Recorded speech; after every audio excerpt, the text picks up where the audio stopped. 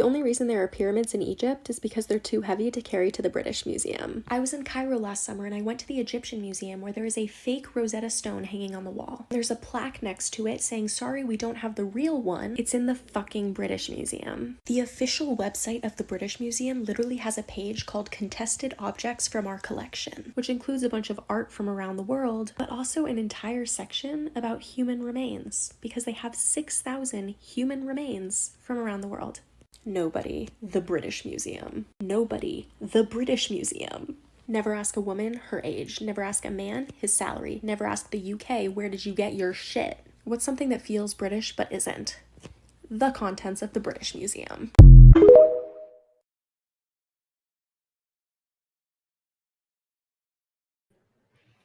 Good evening, good evening, good evening. Thank you for joining me here for Conversations with Taz for Think About It Thursday. And let's talk about that opening video for a minute. In the United States, it is illegal to grave rob white people. But it's called archaeology when the graves of non-white people are raided.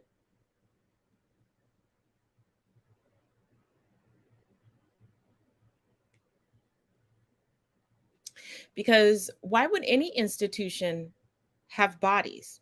Thought that was desecration. But as we will get to tonight, in case you can't tell, tonight's news. Well, today's news regarding affirmative action being gutted. And as always, make sure you check out the links in the description of this video. But before we get to affirmative action,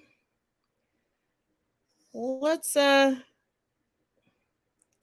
break down some things regarding what we kind of touched on last night regarding the OceanGate Titan and that implosion. Let's go. Parts of the imploded submarine have just been revealed on camera, along with some very interesting news. The Navy has been working around the clock for 10 days to retrieve parts of the imploded submarine. The front cover of the submarine was in one piece along with the engine compartment. Most of the parts recovered prove the carbon fiber hull was the fatal blow that ended the passengers on the submarine, and OceanGate is about to seek protection under the limitation of liability. The same thing the owner of Titanic had done before when he got sued for the ship sinking. This would make OceanGate not liable for what happened or limit their liability of the implosion of the submarine. So the family members of the passengers can only get a certain amount of money if they win the lawsuit. The FBI and authorities are going to investigate the parts of the submarine to determine what went wrong, and whether they would proceed with a criminal investigation or not. It's also being confirmed that this was the 7th dive to the Titanic on the Titan submarine, and the mother of the 19-year-old kid on the submarine gave up her spot to her son because of how much he wanted to go on the submarine. And the sounds heard by sonar underwater has been said to be the noise of metal pieces of the imploded submarine hitting each other underwater. Thought to have been found, maybe, in the Titan sub debris, but it hasn't officially been confirmed. Hi, my name is Lauren. We talk about death and dying on my channel, and I have been on a few water recoveries before for death calls, so I thought I could give my little opinion on what I think is going on here. So the Coast Guard collected all of these pieces. There's quite a few pieces of the sub, but it's the exterior of the sub, not the little tube in which they were actually sitting in. And all of these pieces are loosely wrapped in tarp. Now, it is a pretty good assumption to assume that it's wrapped in tarp for a reason. In my opinion, the big reason why I think they're doing this is just to keep it away from the media. This has been a media shitstorm since it broke. News and ongoing investigation. So they're just trying to protect what they can, and that's why they've wrapped it in tarp. So they're hiding it from us and the media, which is fine.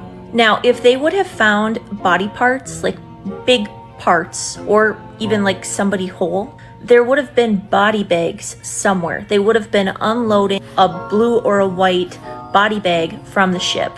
And that was not photographed or talked about at all in the press, so I do not think that they found large pieces. They could be wrapping these things, if not to hide it from the media, then they could be hiding these things from us with tarps, because there could be bones or other material embedded, potentially. I mean, we also have a bunch of Coast Guard people who probably aren't used to picking up people who have died in a submarine. So they might have looked at this shipwreckage and thought, what are we looking at? We don't really know. So let's wrap it up just in case. We don't want to flash something we're not supposed to, like bones or human matter, to the world.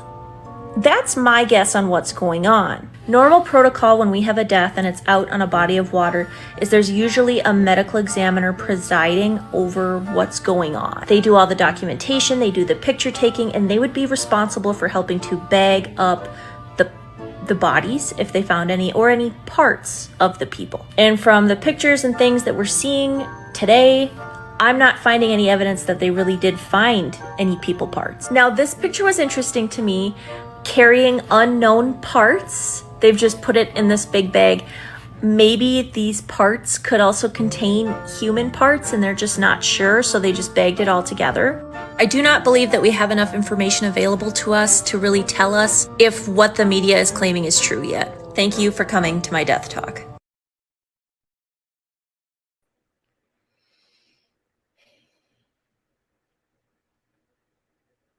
I know that there are a plethora of think pieces going on regarding OceanGate's Titan.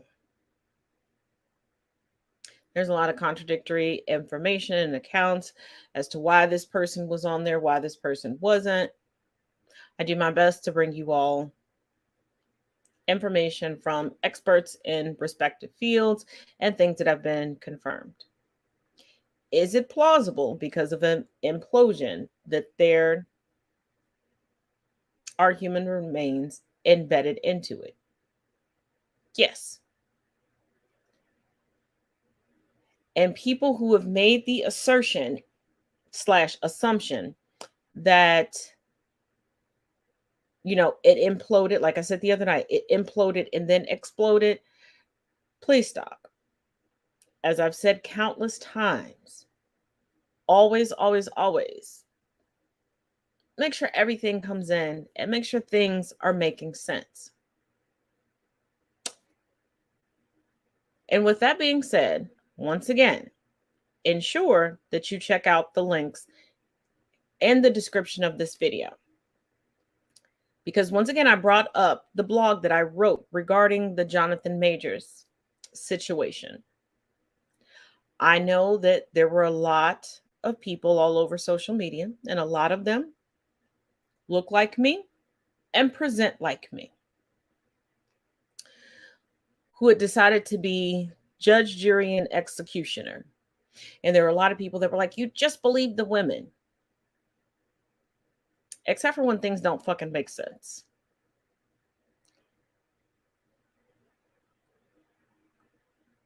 And one thing for certain, two things for sure. In my 46 years on this planet, every time a Black person or a non-white person gets to a certain status, starts getting a little buzz about them, someone always wants to come out of the woodwork and present them as a villain. So it gives me a little bit of pause. And it makes me want to do some research, do a deep dive, and really look in. Now, I know that some people who consider themselves armchair / pseudo advocates for domestic violence, please stop. Leave it to the professionals. Leave it to people who've actually been in those situations, because just like with most everything in life, there's a lot of nuance that people do not take into consideration. Because when the text messages were leaked, there were so many people that, well, that's what a victim would say. And that's also what someone would say when they've studied behavior to mimic it.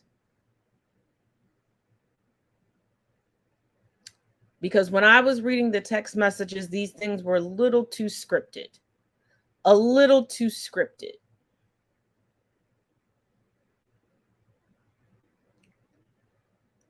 Especially since in real time all over social media, there were people that were putting out videos, still pics, their accounts of partying with this woman after she was injured. And just so you know, she's currently out of the country. But let's be updated on the debacle that is the Jonathan Majors case. Now, before you guys start your day, allow me to give you a little bit of an update when it comes to Jonathan Majors. For some of you guys who may not know, Jonathan Majors' charge of strangulation was actually dropped. That charge was pretty much dropped as soon as he was released.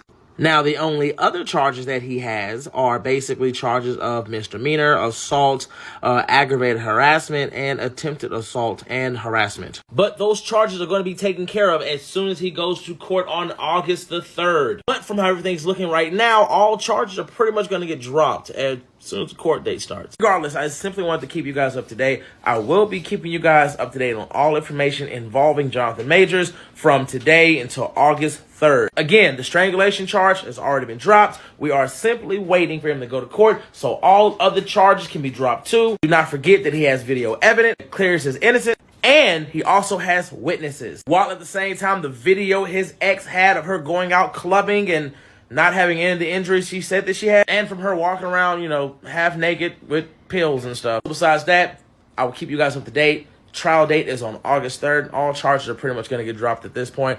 Other than that, I'll catch you guys later. And also, do not forget, his girlfriend has basically been arrested. But you know, you fuck around and find out, and it looks like she found out.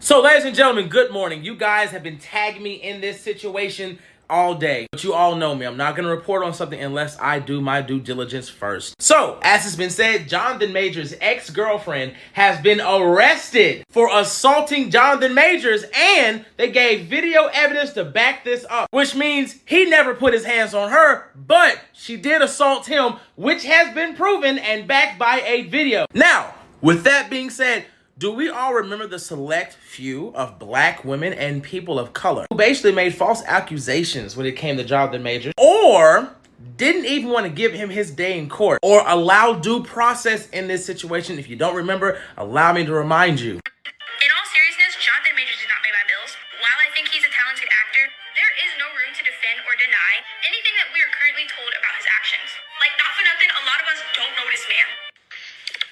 We should believe women in situations like this. Regardless if they're in the hospital or not, they should be taken very seriously. But why is it never like, I'm defaulting to believing the victim unless I see some compelling evidence that what they're saying is untrue? Because statistically speaking, you know, most people who come forward about abuse aren't lying. Jonathan, please tell me now if you have done something horrible. Bro. Men that put their hands on people need to be held accountable. Men that put their hands on women need to be held accountable regardless of what kind of woman that woman is. So far, there is conclusive evidence that supports that he is an abuser. This is a story we're going to be talking about for weeks, but it sounds like Jonathan Majors is a real-life villain. If you read the article, they're describing how there is visible injuries on this woman, and that was enough grounds for the police to arrest him. Really hope that all of the people who are involved in projects with him do the right thing and get rid of him, regardless of how it affects the best laid plans of mice and men. Did y'all think we were going to forget about you? No, Buki. I didn't forget about any of you, Buki. A lot of you had already made false accusations on this man before anything had even been proven. Y'all weren't willing to give him his due process because he was a man, and you decided to judge him as such. You were even willing to go as far as to help others in destroying his career. Well, here's my prediction. Now that we know he didn't do anything, he's completely innocent, the people who were the most vocal about his destruction will not apologize. Now, what I find funny is this. When it came to Jonathan Majors, a black man, so many people willing to throw him under the bus. But when other creators had accusations made about them, there were certain creators who were more than willing to defend them without needing any evidence if that person was, you know, innocent or not. But when it came to Jonathan Majors, they were willing to demonize them at the slightest moment. But besides that, how do you guys feel about this situation? Guys, we got an update for the Jonathan Majors case. So earlier today, the NYPD released a statement that although they have an arrest warrant for Jonathan Majors' ex based off of probable cause, they couldn't serve it because she's not in the country apparently. So what was she doing? If I was going somewhere, I was running. I guess it's what you do when you mess up, you get out of Dodge. But regardless, she still has to show up on August 3rd to her court date. And as I told you guys earlier, the strangulation charge was already dropped. The other charge will more than likely be dropped on his court date. Well, after his court case. So she does have an arrest warrant out for her, but they just can't serve it. But like I said earlier today, guys, I will keep you updated on everything. If another statement gets released today, I'll make sure you guys hear about that too. I just find it crazy. You have an arrest warrant out for you and you were allowed to leave. He called the police. You put him in prison. Well, technically jail. But besides that, how do you guys feel about the situation? Do you guys think it's fair that she has an arrest warrant and she gets to leave the country? Do you guys think she needs to face justice? Whatever you guys think, let me know in the comments. I'll catch you guys later.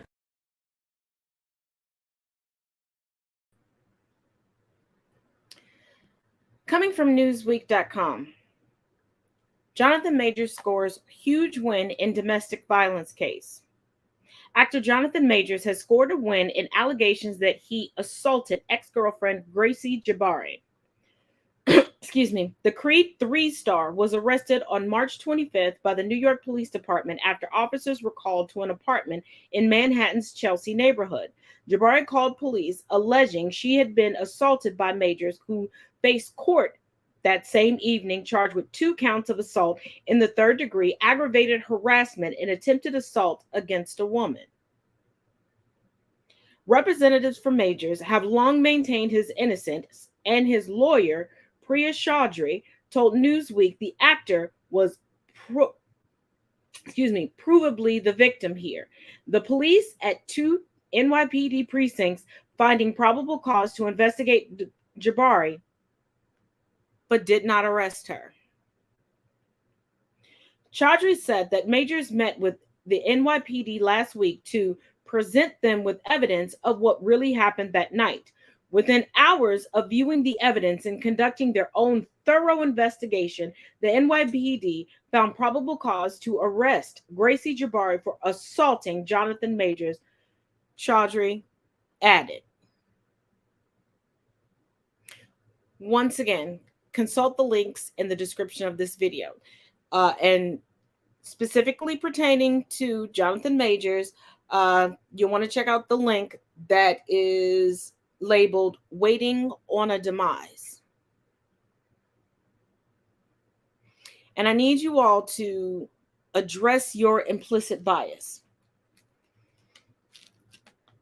Because when it comes to pseudo-Christians, specifically the LDS Church, and white men, you always need more and more evidence before you can believe them. There's always an excuse. There's always a cover story provided.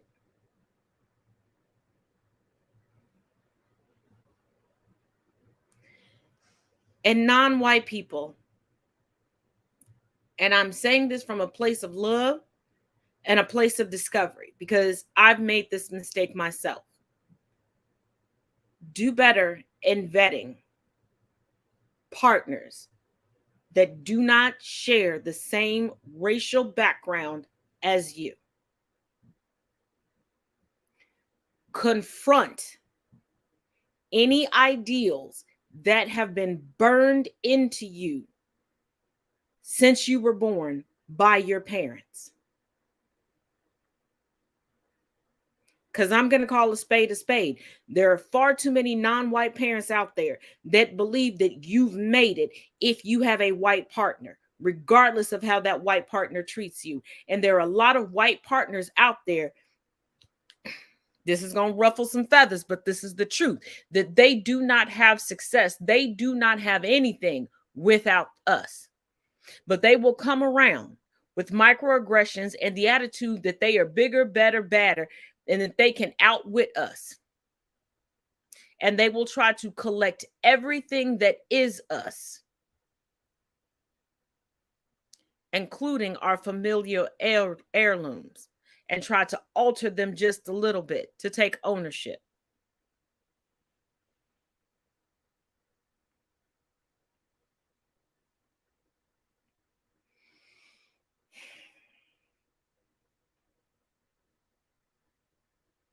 Now, don't worry, we're going to get into the whole affirmative action conversation. But let's first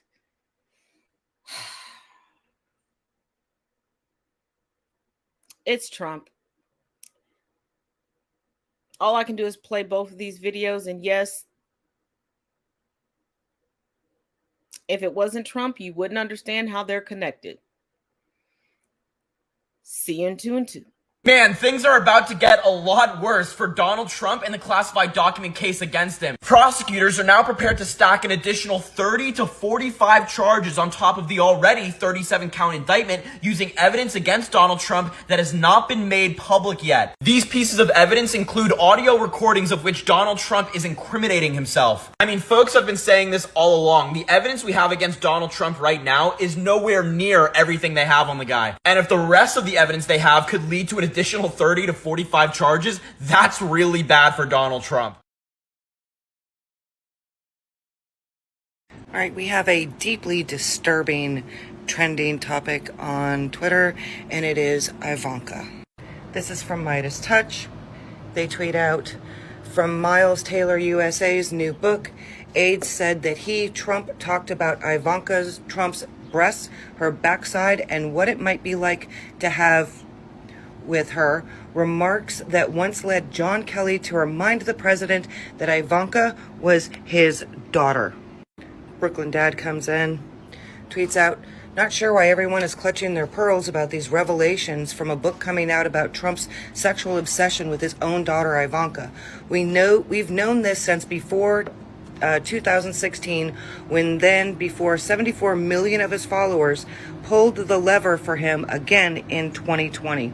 It will never not be gross, but it's also lost all of its shock value because they don't even care. And it's true. And from our very own Change the System, she tweets out, what did he do to Ivanka as a child? That's a really good question, that poor child.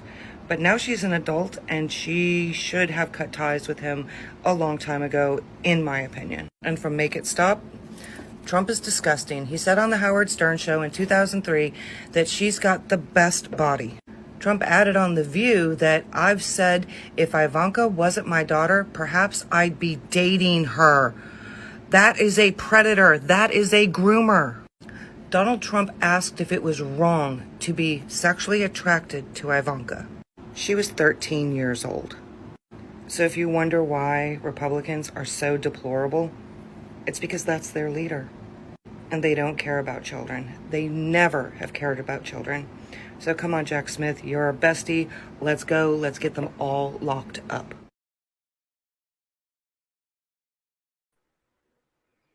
Conservatives and these Christian nationalists, they really don't care about children. They do not care about corruption at all. And given subsequent tweets and videos and commentary, excuse me, that have come out to support Trump, claiming that every father feels this way if they have an attractive daughter, disgusting, despicable. But I do want to address something.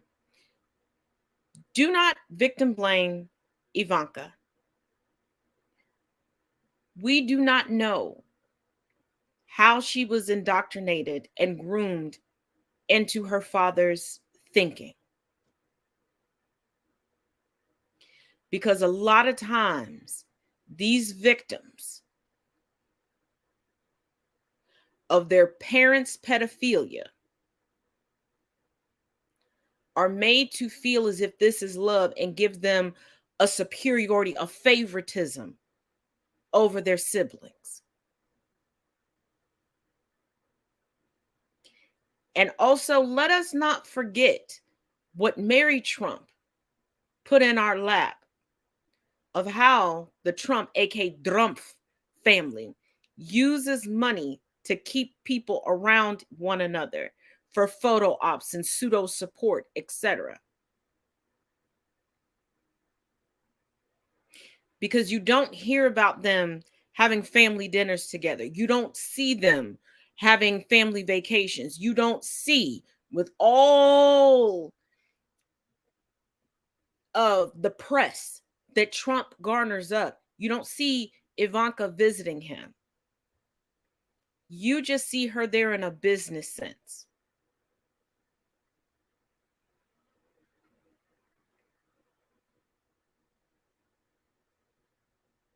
But it's the drag queens, right?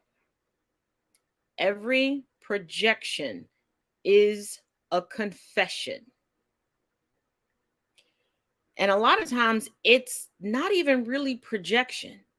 There are things that are put under the guise of satire or comedy. But right in your face, these people that you're ride or die for are showing you who they really are, and you're burying your head in the sand because you're miserable for not living your true life, and you have no problem with your friend or family member also being miserable, not living their true life and putting other people into harm's way.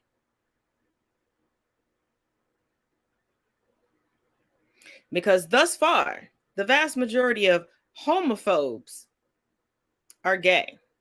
The vast majority of transphobes need to come out and show that they are a part of the trans community, or admit that they really don't have a problem with the trans community. It's just society tells them that they should have a problem with the trans community. Because behind closed doors and when the cameras aren't around, they're dating trans women. This is why trans women are murdered when friends and family find out that they are trans when they're dating someone or in the talking phase.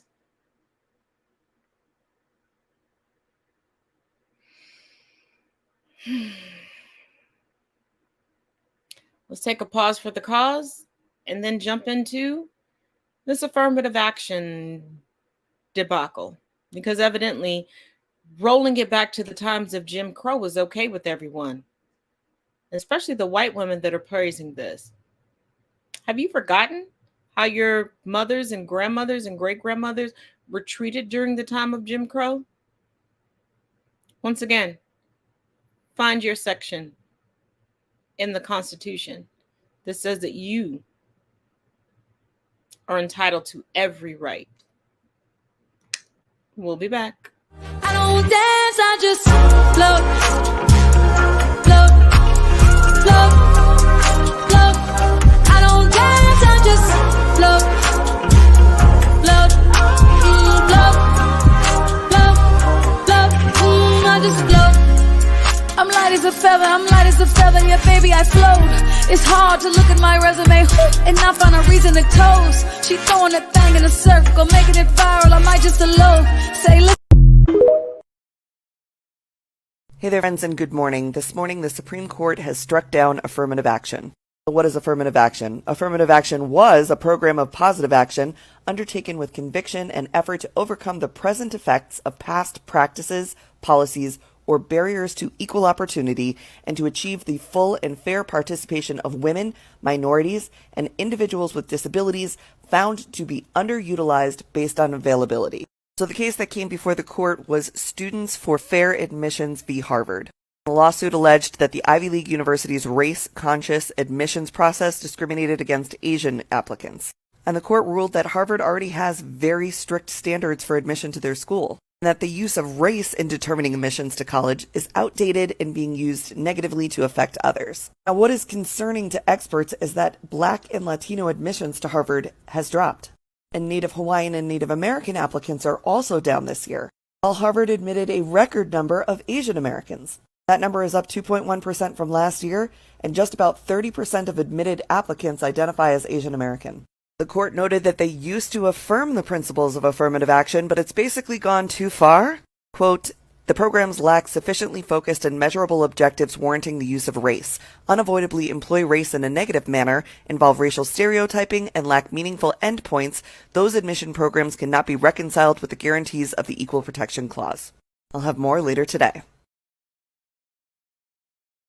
Oh no, friend. Oh no. It wasn't you. So if you watched my video right before this, you know that the Supreme Court has struck down affirmative action. And the case that came before the court was filed by Students for Fair Admissions that alleged Harvard, the University of North Carolina, and the University of Texas, through their affirmative action policies, were actually negatively impacting Asian American applicants.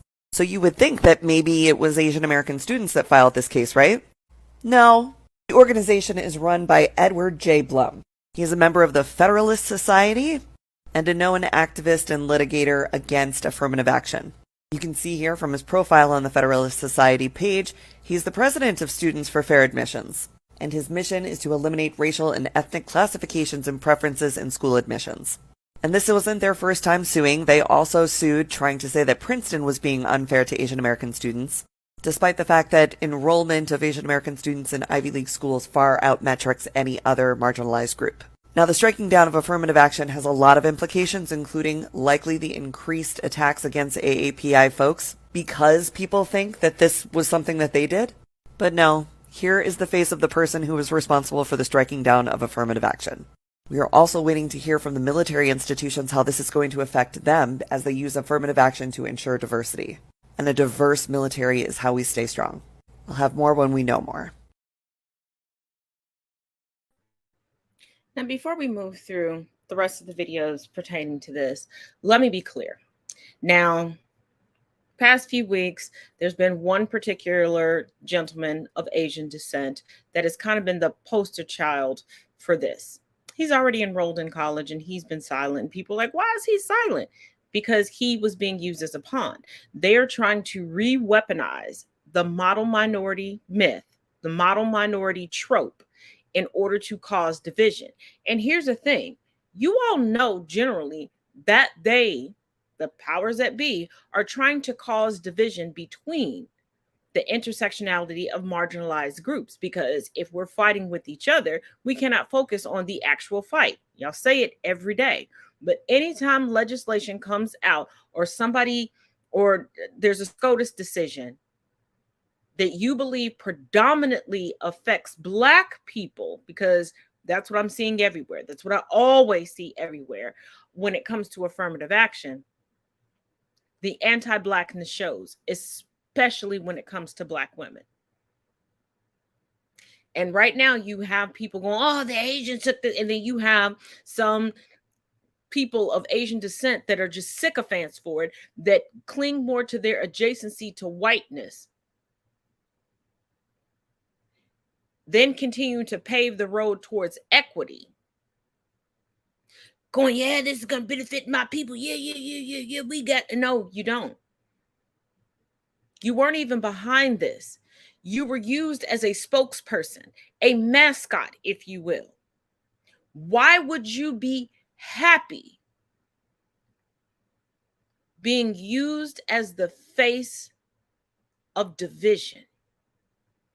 Why would you want your diaspora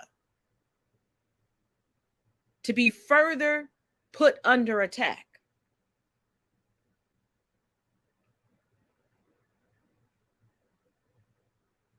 We already know they're not going to give you a seat at the table.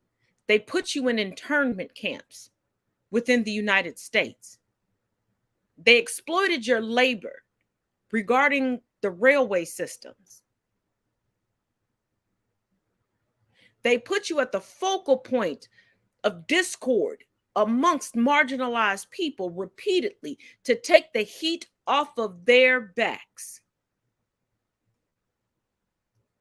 So why do some of you, and I mean some, I fervently mean some, still want to cling to that adjacency of white? Because let's not forget, just a few years ago, the United States Census started allowing people of Asian descent, Asian immigrants that they originally did not want to let in this country and prohibited by federal legislation from being able to immigrate to this country. Now they say that you can identify as white.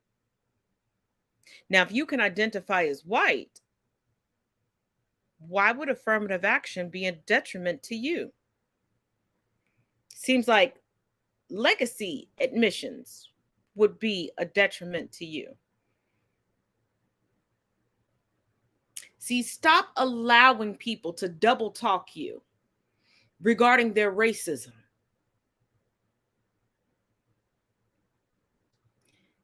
See, the scope, the branding of whiteness continues to expand, even though historically they've repeated to us over and over and over again that whiteness can only be diluted, but everything else can be enhanced by whiteness. And now, generations later, they see that, whoo, that was a faux pas. We need to once again open up the doors of the club and let certain ones that are close enough to the complexion for protection come in. Because they'll fight the good battle with the miscreants and the savages. And we don't have to. We won't be looked upon as the racist heathens that we are. They won't focus on our savagery. Let's continue with this conversation on affirmative action. Buckle up, Buttercup. In response to the fact that black and brown people are paid less than white people for the exact same work, this guy claims affirmative action and thousands of Asians who got shut out of colleges for underqualified blacks say differently. As an Asian American, I can tell you this is a lie, and here are 3 very good reasons. Asian Americans are 6% of America's population, but 26% of those who got admitted to Harvard. Doesn't sound like they're too oppressed here. Point 2, 43% of white students at Harvard are legacies. That's more than Asian, Hispanic, and black students combined. But speaking of unqualified students, 75% of these legacy students would not have gotten admission if they weren't legacy students. They're the ones taking seats for more qualified black, Asian, and more qualified white students. Point 3 is the icing on the cake. The demographic that benefits most from affirmative action are white women. More than black, Asian, and Hispanic people combined. Racists know they don't have a leg to stand on, so they want black and brown people to fight against one another. Don't let them do that. Class dismissed. Before we continue, have you all already forgotten about Collegegate? Y'all remember Aunt Becky from Full House and Fuller House?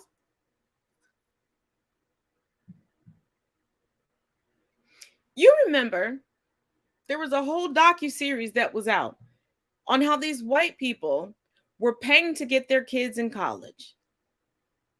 How coaches were pretending that these kids were on teams that they weren't so that they could get into college. Now, on my OG TikTok account, I even brought to you all excerpts out of Mary Trump's book, where we found out that Trump himself had other people doing his schoolwork. You think that's something new? Maybe I should bring that series back so you all can stop being delulu. Let's continue. Did you hear? The Supreme Court just outlawed considering race in college admissions, and it's going to have a major impact on higher education in America. The conservative court ruled in favor of 2 lawsuits challenging the concept of affirmative action at the University of North Carolina and Harvard University. After this ruling, even having candidates fill out their race on applications could be legally risky for universities, and the ruling could have dire consequences for diversity in universities, leading to drops in BIPOC enrollment not just in Ivy Leagues but in all colleges. For example, in California, which banned affirmative action in 1996, enrollment of underrepresented students dropped by 50% or more at UC's most selective campuses, according to Politico. Today, this court stands in the way and rolls back decades of precedent and momentous progress, wrote Justice Sotomayor in a dissenting opinion. The court cements a superficial rule of colorblindness as a constitutional principle in an endemically segregated society where race has always mattered and continues to matter. Groups like the ACLU are worried this ruling could now be used to overturn diversity, equity, and inclusion efforts more broadly and in other sectors. Hey TikTok, Kai Von Schroff here. I'm an alumnus of Brown, Harvard, and Yale, and an Asian American. Let's talk about the disgraceful opinion out of the Supreme Court today. Make no mistake, the Supreme Court has just ripped away a tool that we had to address the systemic inequalities that this country has been built upon. Inequalities that undeniably persist today. The narrative around affirmative action admissions is completely false. One quick example. Just last year in May, I graduated from my joint degree program at Harvard Law School and the Kennedy School of Government. It's a 4-year program, 12 students in that program, not one black student.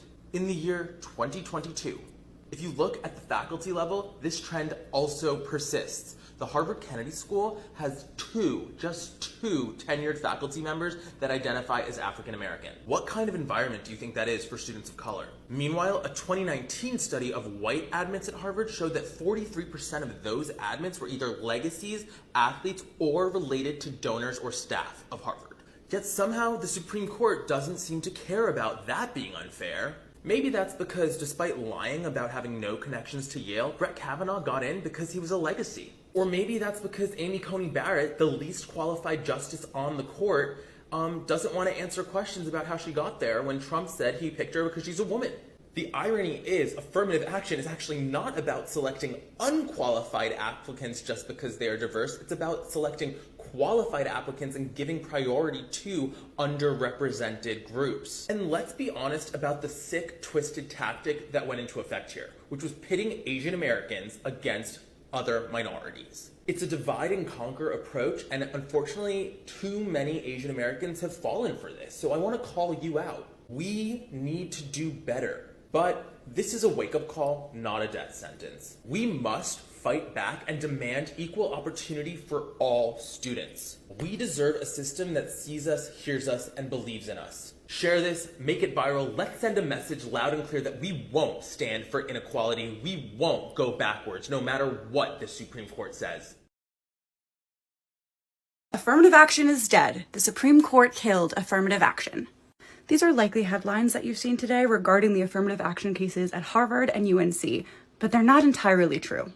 The Supreme Court did not kill affirmative action. The Supreme Court has struck down race-conscious admissions. Affirmative action allows colleges and universities to attempt to diversify their student body in a variety of ways, not limited to race. It has helped increase representation for women, students of color, poor students, students from geographically marginalized areas like Appalachia, students with disabilities, students who don't speak English as a first language, and a variety of other groups. What the Supreme Court has voted to strike down is race-conscious admissions, meaning that this decision would lead to universities not being able to include race as a contributing factor to college application decisions. The Supreme Court has released a 237-page opinion about their decision. And I'm going to read it so you don't have to, but you should read it if you want. And then I'll come back here and I'll tell you the highlights. My name's Victoria. I'm a doctoral candidate studying race and racism in higher education. If you'd like to read along with me as I comb through the Supreme Court decision, I'm going to be reading aloud on TikTok Live today, June 29th at 1 p.m. Eastern. I've got some good news and I've got some bad news. First, the bad. This morning, our U.S. Supreme Court overturned affirmative action in colleges. That's a stunning decision. That is a decision on the same magnitude as overturning Roe v. Wade. That's going to cause quite a stir, cause a lot of people to be very angry. What's so stunning about this, though, is they ignored all kinds of precedents over the past several decades. Supreme Courts, in cases that solidified affirmative action, they completely ignored that. And they said, all those other Supreme Courts and all those other cases mean nothing. We're smarter. We're better. So this is the way it's going to be. What I find ironic is that Clarence Thomas benefited from affirmative action, and now he's saying, fuck it, nobody else gets it, I got it. That sounds typical of Clarence Thomas. Now, this decision did affirm some things. It affirmed that our Supreme Court lacks credibility, and it affirmed that the Republican Party is very racist. Now, some people will say, you said there was some good news, though, too. Yeah, there is some good news. I told you when they overturned Roe v. Wade, it was going to be devastating in the 2022 midterms. But everybody talked about the red wave. Oh, the red wave's coming. And it didn't come. People were pissed off about Roe v. Wade being overturned, and that impacted them mightily in the 2022 election. Now, keep in mind, those people are still pissed, and it's still going to have a huge effect in the 2024 election. But now by overturning this affirmative action in college, that pisses off a whole nother group of people, people of color.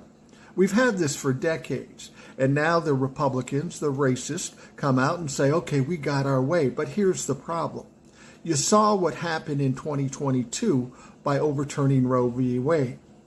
Now consider they're going to be thinking about the overturning of Roe v. Wade and the overturning of affirmative action in college. So now you're pissed off all women and any people that support women, all people of color and any people that support people of color. What do you have left? You have old racist white men. There ain't enough of you. This almost guarantees that there will be a huge blue wave. And you know what this almost guarantees too? That when the Democrats get the power in the House and the Senate and in the presidency, this guarantees there's going to be an upheaval in the Supreme Court. People are tired of this shit. This Supreme Court will get expanded. It will get diluted. And the conservatives won't have the power they have now. So this is good news in terms of change. But as I've told you many times before, we're going to have to tough this out for the next 16 months. Nothing's going to get done in Congress because Republicans are obstructionist. But if you want the changes that we all need, we have to wait to 2024. But before we do that, we have to make sure that people get out and vote. Don't sit on their asses, vote Democrat, and bury this Republican Party. So what this is going to do, this decision, is going to cause people to turn away from Republicans, even if they supported them before. It's going to cause more people to come out and vote on 2024 because they are upset. Marginalizing women with the overturning of Roe v. Wade, marginalizing people of color by overturning affirmative action in college. Republicans just fuck themselves. It's the exact same thing as when they overturned Roe v. Wade. Not a good time to do it, but they did. It's done. And so is the Republican Party after 2024. They are going to get buried in a blue wave, and everything's going to change for the better. We just have to do two things. Tough this out and fucking vote like you've never voted before in 2024.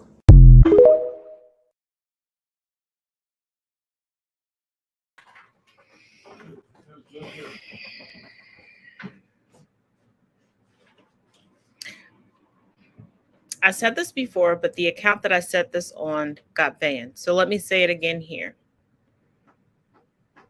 And as anything that I post, I make everything public. You are free to screen grab it, share it, do whatever you want with it. We have the power. You do realize you can contact your congressperson and they can begin the impeachment process for any member of SCOTUS. And there are members of SCOTUS that fit the criteria for impeachment. I'll give you two guesses as to who they are, especially with the information that's come out recently, because even without the information coming out recently, they were already impeachment material.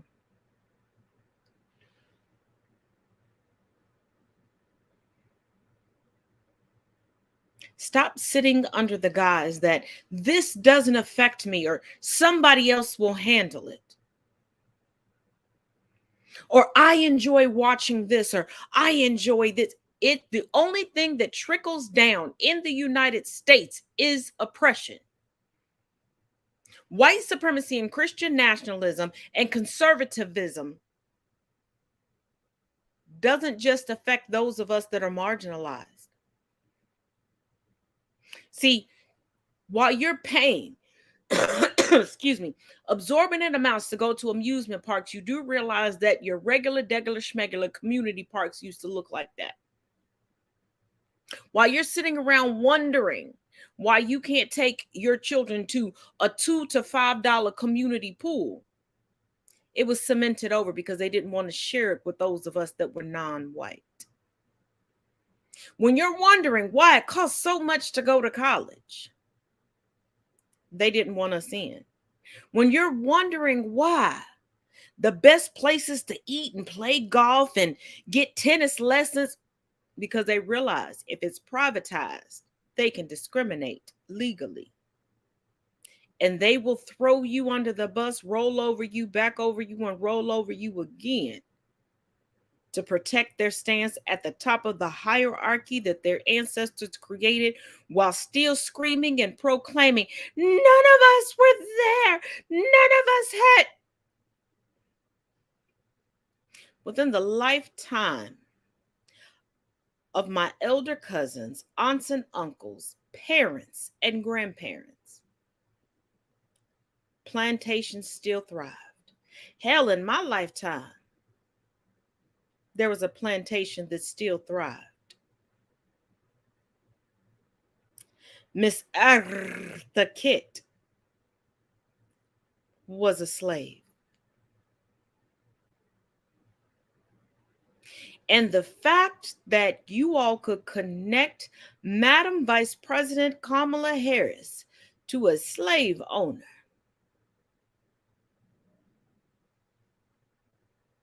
but y'all still think generational wealth was earned.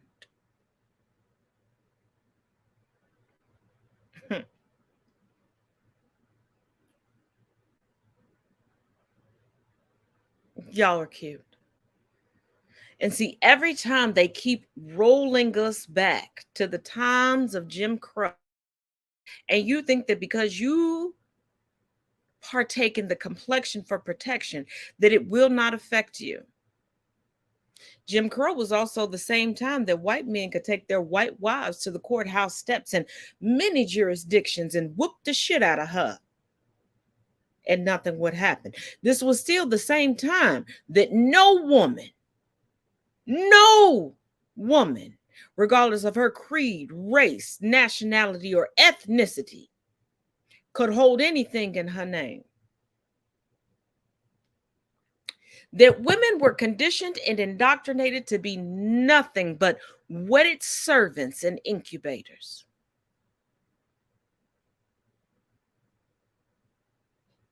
But like I said, as always, check the links in the description of this video. They come with links.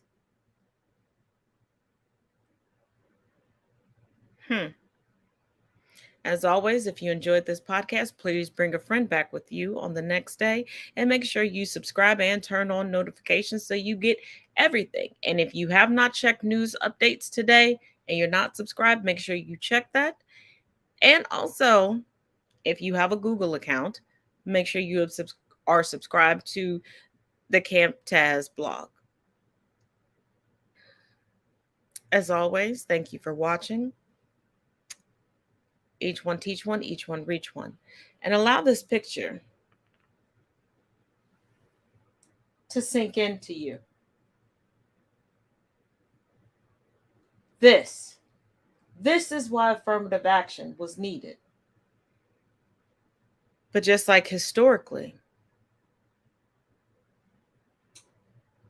a Karen had to Karen and take it over.